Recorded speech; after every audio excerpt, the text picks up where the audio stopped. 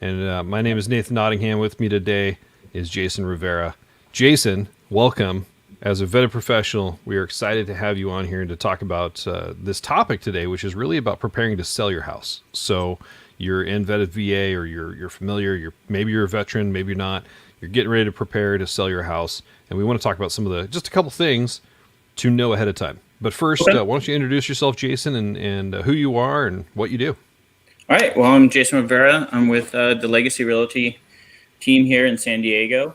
I am a just slightly under 10-year submarine veteran, where I actually still do some side work for the Department of Navy for submarines. And my passion is veteran advocacy for my team. I work hand in hand with all kinds of veterans, primarily Navy, but we cover the full spectrum here. So I didn't know that you still do some side work. That's kind of Yeah. cool. Is Yes. that ongoing for a while, or just something that is it like a hobby? No, I'm actually a subject matter expert for periscope systems Okay, on submarines. So I kind of have two hats. So that's awesome. you'll notice that sometimes some of my comments in the vetted VA, when it deals around like home inspections or electrical work, I tend to chime in because I have a pretty extensive background in kind of not necessarily construction, but a lot of stuff related to construction, if you will. Well, I've known you to be technologically savvy as well. I mean, you even Yeah. called me out on a couple things on our website. You're like, "Hey, we need to fix this or that." And I was like, "Oh yeah, you're right, totally." So I Yeah. appreciate that insight. My master's was in computer science and engineering management. So, Okay, yeah. yeah, So, kind of full spectrum. Sorry. I love it. But That's yeah. awesome.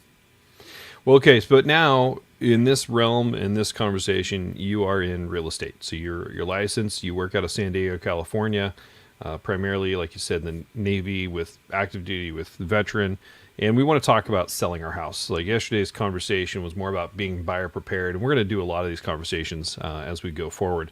But in this topic, what are some of the quick hits? What are the things that we talk about being prepared to sell your house in a market like this, in a market anytime? Like, what are some of the great takeaways that you coach? It kind of depends on so there's different areas, right? So I mean, if you're in a standard rotation, let's say you're still active duty, hey, I know in 6 months I'm moving to Hawaii or wherever the case may be. Hmm. That gives you a little bit more time. It's a little bit more forethought of how to prepare your home, in the sense that, like, first appearances are the only appearances that matter when you're selling your home. So, Right. as soon as they show up to the curb of your house, what does the driveway look like? What does the yard look like? What is the stucco, the roof? If you have a tile roof, and let's say you live up in Washington and you got a little bit of moss growing on it, go get up there and power wash it. Have someone come power wash it. You want to make it look squeaky clean. I always kind of look at it as, if you were in the military, or at least for me, I was a Navy guy. When the admiral comes on board, everyone's field day cleaning everything. I mean, you're cleaning oil, and that's kind of like you want to kind of get that mindset where you want the house to just shine. Um, Hmm.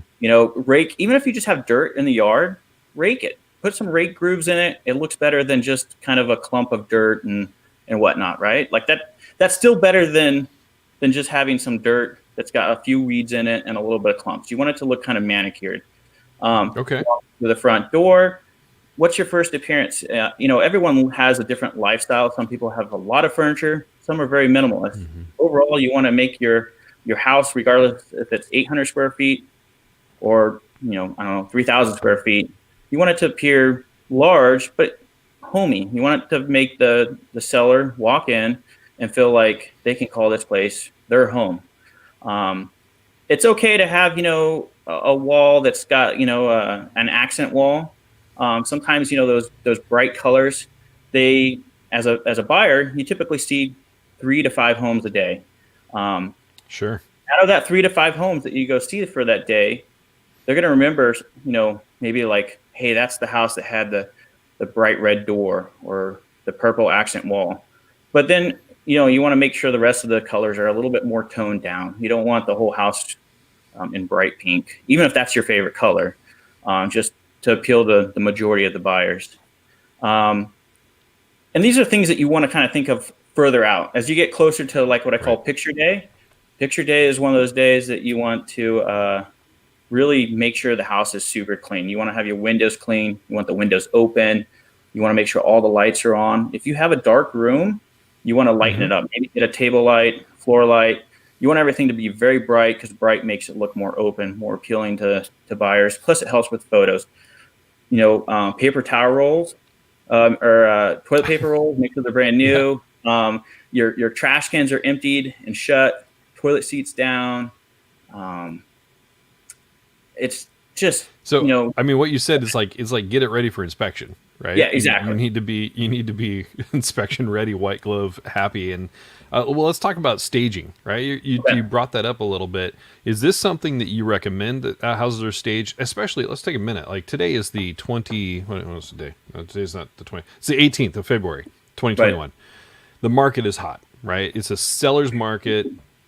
Houses are on in most areas. Houses are on the market for a couple days, Right. if even that long. Inventory is extremely restricted. I even got a call yesterday. I do live in Washington, right? I'm up here in the rainy Northwest. I got a call from a guy, just a cold call, a realtor, like, "Hey, was around your neighborhood, curious if you want to sell. I'm looking for new listings." And I was like, No, but thank you. I mean, that's Yeah. where we're trying to find inventory, right? Try to find them when they're ready. Talk about staging a little bit more, and I mean, lights and do we take stuff out of our house? Do I move it out ahead of time? What do you do there? So staging is one of those things that always rely back onto your realtor for your specific area, right? Because everywhere in the U.S. Um, what we call a home here, in California, homes tend to be a little bit smaller than say on the East Coast. Hmm. So every home's going to be a little bit different, and I'm sure that area is going to have kind of a specific style that matches with that area, if you will. For California, it kind of depends on the size of the home, and sometimes if it's a very very high priced home, um, those buyers actually are looking for a staged home. Mm. Where if you're looking for a medium priced, or even first time buyers type home, that's not nearly as like important. However, the caveat to that is you want to take out some of your larger furniture. You don't want it to feel cluttery, like I mentioned before. If you have an odd shaped room, something that's not just your standard, like, hey, this is, you walk in there and like, hey, this is where the TV goes. It's good to have your furniture, if it's already set up that way, to kind of show the buyer that, hey, this is the way that your TV would go, or this is your bedroom. This is where a bed would go. Especially on small rooms. Sometimes people would walk in a room and they go, "Oh, my bed would never fit in here." Well, maybe it does, but without having a fake bed or even a real bed in there to show the buyer, honestly, you'd be surprised on how many buyers who think they have an imagination walk into an empty house and go, "Oh, nothing will work here." And so Right. you have to provide that kind of image that says, "Hey, yes, your furniture would fit in here. Yes, this is a master suite. A cow king would fit inside this bedroom." Lighting, you always want to go brighter. The brighter, the better. It makes things look clean. It makes Did things that shine. change? Did that change recently? I mean, I feel like there was a time where dark furniture and darker rooms seemed to be the in thing, and brighter is all of a sudden better. Is this something that's changed over time? I think so. I mean, if you look back in the '70s when wood paneling and Mm-hmm. darker colors, you had your orange, yellow curtains, and that heavy materials, velvet or Yep. heavy like polyester, and that. So it's definitely, yeah. I mean, definitely the times have changed. You want bright. I think it's still okay if you have darker wood or darker furniture, but you want to light it up as best as possible. You want it to look clean, and people associate brightness with clean. Um, What's the difference? I mean, in your experience, what's the difference there between I took time to clean it, brighten it, lighten it up, and I'm selling it versus I just need to move. Here's my house. that's kind of a interesting question. I would almost go to say sometimes up to $50,000 difference, right? Wow. Because if a house is so cluttery and so dark, someone's going to go in and go, I need to put all kinds of work into this house, even if it Mm-hmm. is just cosmetic. People Mm-hmm. think that because they can't see the walls, because the carpet's dirty. I'm just thought of another thing that's really important, but I'll come back to it. Okay. And you really want to associate. You want to show the house. You don't want to show your furniture, right? You're showing the Right. house, not yourself, not the furniture. It's okay you want to depersonalize the house a little bit, but you also don't want empty walls. So there's that kind of like fine line of taking stuff down, kind of hiding some of that bigger furniture, but at the same time, you want it to make it still look like you live there. Kitchens are like, I mean, for most people, kitchens are what sells a home. So having clean counters, cleared off counters, put away big mixers, especially if you don't have a big kitchen, you want to maximize the appearance of the kitchen to look big. Make sure it's clean. If cabinets are dated, that's an area where if you have the time, painting them would be a very good return on dollar. And it's a rather cheap way to kind of make a kitchen look a little bit newer. Or if you have old wood, if it's just wood and it's kind of got that kind of gray because it's, water splash, especially always right below the sink, go grab a bottle of like linseed oil and just, wipe it, clean them, wipe it all down with linseed oil. All of a sudden your cabinets look like they're brand new. And that's, a $10 bottle of linseed oil can drastically change old wood kitchen cabinet. That's really good, and it's one of those things like deferred maintenance, right? The more you work on it, the more you get to enjoy it, but the faster it is when you're like, hey, it's time to go. I'm time to move on. Sorry, what was that one thing you thought of? You're like, oh, I got this thought. So the big thing, and I think it's overlooked a lot, is smells. People with a lot of dogs, cats, cat litter especially is a very smelly item. You want to move that out of the house. You want it to be professionally clean, like, especially if you have carpet. Carpet inherently absorbs smells and holds them there. You as a homeowner may not even notice them because you're so used to them. But as a buyer, especially if they're sensitive, if they have like asthma or whatnot, you want them to walk in and not start having an asthma attack. You want to like, wow, this house smells clean. It's not overwhelming. And you don't necessarily want room fresheners either.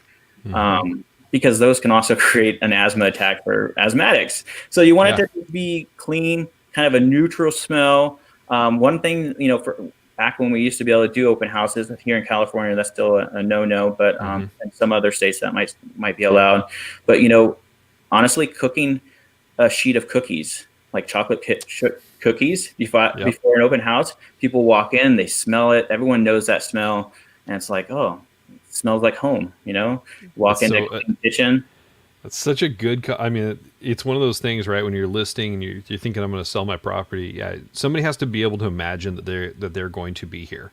Like that's where they're going to raise their children. That's where they're going to take, pet their dog. That's how they're going to sit and enjoy their life. And it's casting that vision of this is something that's coming and we want to be a part of this. Right. So, smells are huge. I'm chuckling because my mother-in-law is like, her migraines get set off by different fragrances, and so even too heavy of a perfume. So I've thought about that, but I didn't even think about even room fresheners could be, it's one thing for allergies. It's different. Smells can be too intense too. Exactly. We've all sat next to that one person who's had too much cologne on. You almost your eyes water. Exactly.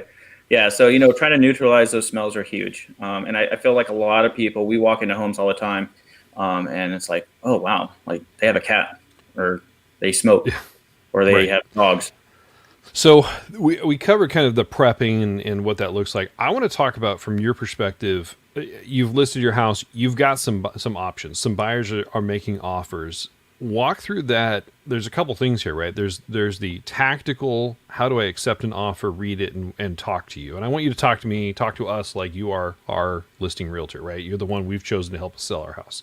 Okay. How do I choose? How do letters play into this? And this might be going too deep, and we're going to have many of these episodes, so I will have you back and we'll dive into one specific topic, but let's talk about that. How do I now get through the selling process? So there's a couple different ways, and we also have to abide to fair housing laws. So that's where I'm going to talk a little bit about letters, and I'll circle back to just the the whole accepting the thing. So before fair housing laws really started to really put a big play into letters, it used to be that people would write letters to kind of help sell their story. And honestly, we had a seller who received an offer that was $30,000 higher than the offer they accepted. And the reason they accepted the lower offer was it was a single dad whose wife had passed away from cancer, and had 2 children, and they just needed a home. And that letter actually is what got him the home. On the flip side, fair housing says, there's a lot of things we are not allowed to discriminate from. And while a letter can be informational to tell a story, it shouldn't be necessarily the deciding factor. That's going to be, that's a whole different topic and to dive into. However, when it comes to a seller, you have to remember, why are you selling? Are you PCSing? Are you changing jobs? Are you moving out of the country? What is your reason, right?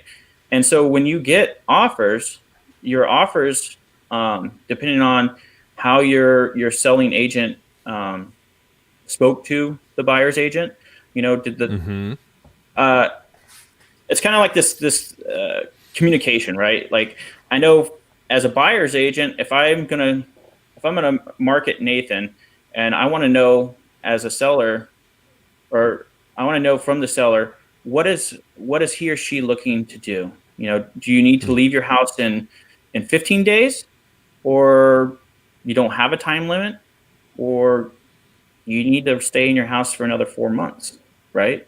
So which offers are going to appeal to me as a seller or to you as a seller kind of depends on your options. If you get an offer that's, I don't know, 20,000 over everyone else, but what are those smaller like contingencies? Are they waiving contingencies?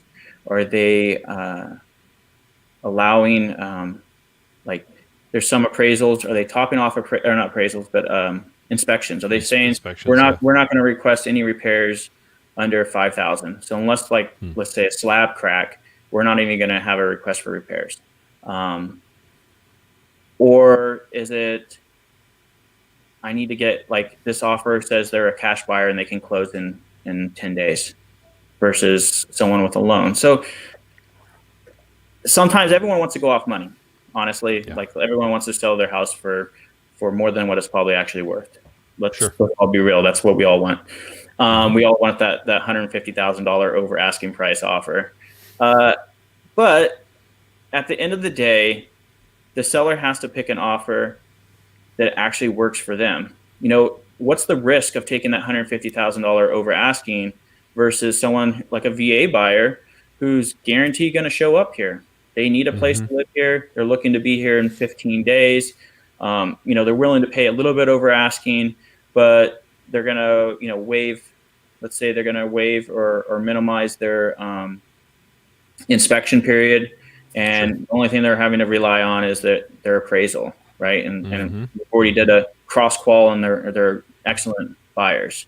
That might be the better route to go because it's more guarantee, especially in this market right now. One of the things that we've done with working with buyers is we tell all of our buyers to put in a backup offer. Why?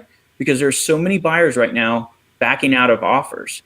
Like, a house will go contingent or go pending, and 5 to 10 days later, it's back on market. Why? Because there's this pool of buyers that are going to each house, and that's in their price point, and everyone just gets an offer, regardless if it's their number 1 choice or their number 10 choice. And what happens is, hey, this was my number 10 choice or my number 3 choice or whatever the case may be. I got it, but all of a sudden number 2 came available, and I got number 2. Well, I'm going to back out on number 3 and move to number 2. And so we're seeing that a lot here, at least in my market here in San Diego. So from a seller standpoint, you don't want that, right? You don't want to rely on, like, hey, if I'm having to leave the area in X number of days, I want a solid buyer that's not going to back out.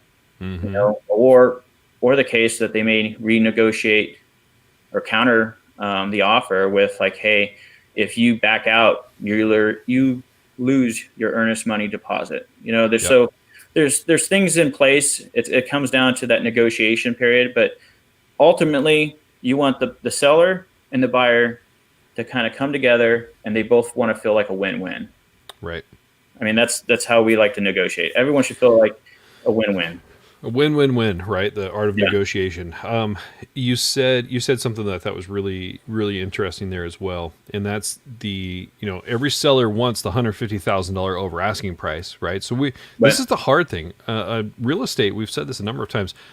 Having a house is one of the fastest ways to personal wealth, right? Financial freedom exactly. and understanding like, wow, I own a piece of this little rock called Earth, Yep. and this is my spot.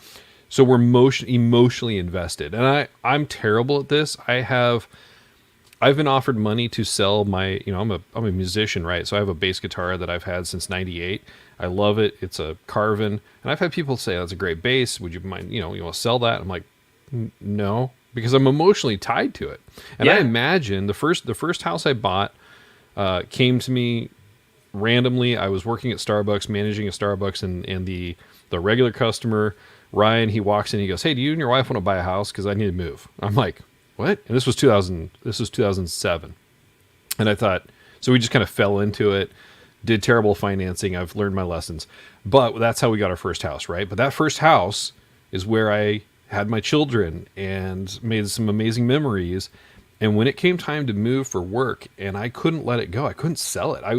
The market was fine, but I was like, I'll keep it as a rental, and I did that for 3 years until I realized I got farther away from it. I said I have to let it go, and that was a hard thing to do because I was emotionally tied to that plot of land and that 1,200 square feet of living space. I had changed things in the property. I was proud of the work I had done to it, and I sold it. And that was kind of, I look at that now, and I look at the house I'm in now thinking, when I'm ready to sell that, yeah, I want to know that what I invested in was worth it to somebody else too. Yeah. And money talks. But what you just said there is like, yes, we want that, but we also have to be smart because there's a feeding frenzy, low Yep. interest rates, ability to lend.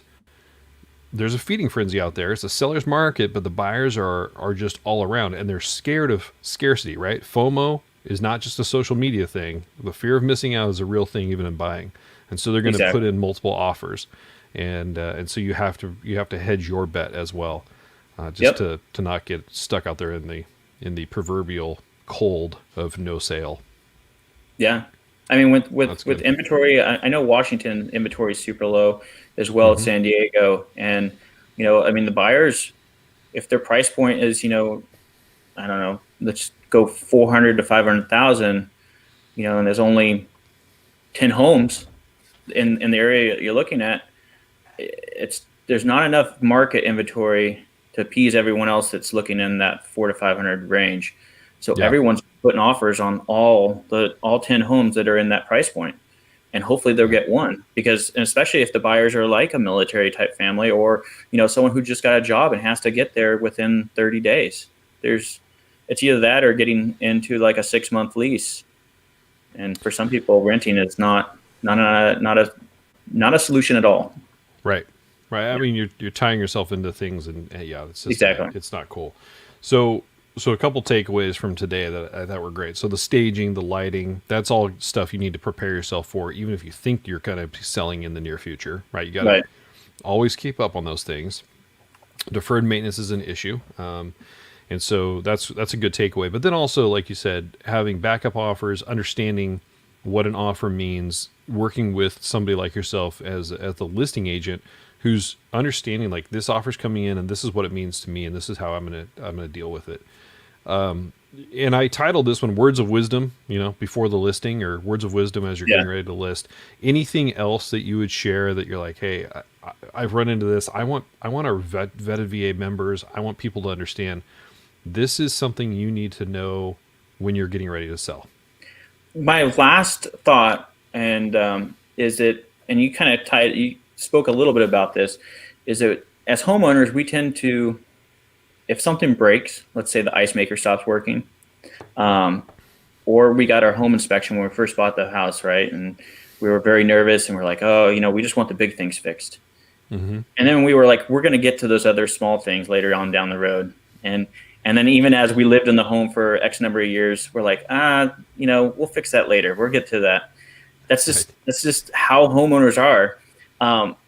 If we can get those things fixed, like if you look back at your original home inspection and it said, hey, my kitchen's still missing the GFCI outlet that they, at least here in San Diego, it's a super common hit, or in the bathrooms, or, your water heater isn't strapped right for earthquake preparedness. Hey, we're in California.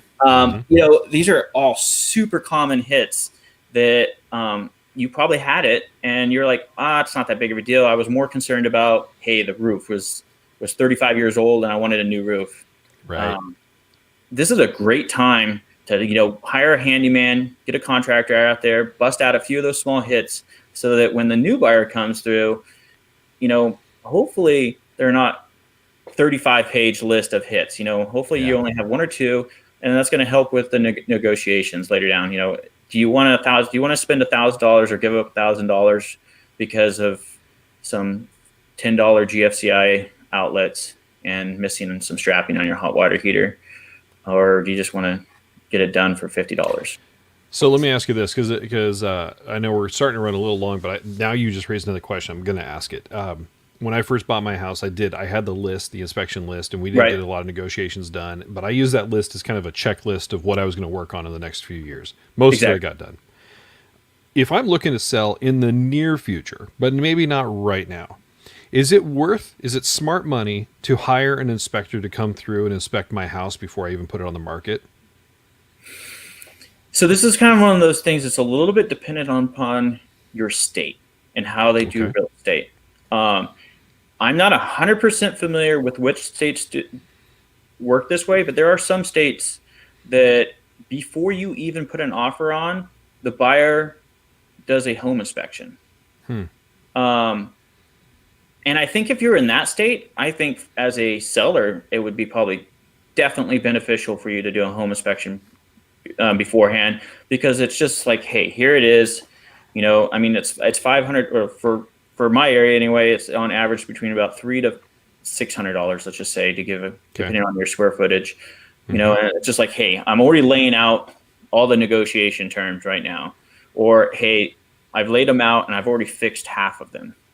So it's definitely a different way to negotiate. We've done it here in San Diego. San Diego is more of what I would consider traditional. I think it's the same way in Washington, where you put your offer in, you get an offer accepted, and then you hire a home inspector. So on the flip side, a lot of buyers will see a home inspection that's already been done and be like, oh, I don't trust it. It was a fake home inspection. I'm going to go hire another person to do another home inspection. So for the cost, it probably isn't necessarily worth it, at least not I don't think it's necessarily worth it in the state that in San Diego or in California. Gotcha. Primarily because you had a home inspection from, when you first bought the place. Yes, code changes, but honestly, what you probably have on the inspection, you could go ahead and take care of. Here in California, you're not required to bring things up to code anyway. So if the new code says, like all new homes are supposed to have arc fault protection on their outlets. Anything that's built after, I think it's like 95 or something like that. Since 99% of the homes here in San Diego were built from 1950 to 1980, pretty much none of them have it. It's never a hit though either. Most of the inspectors don't even mention it.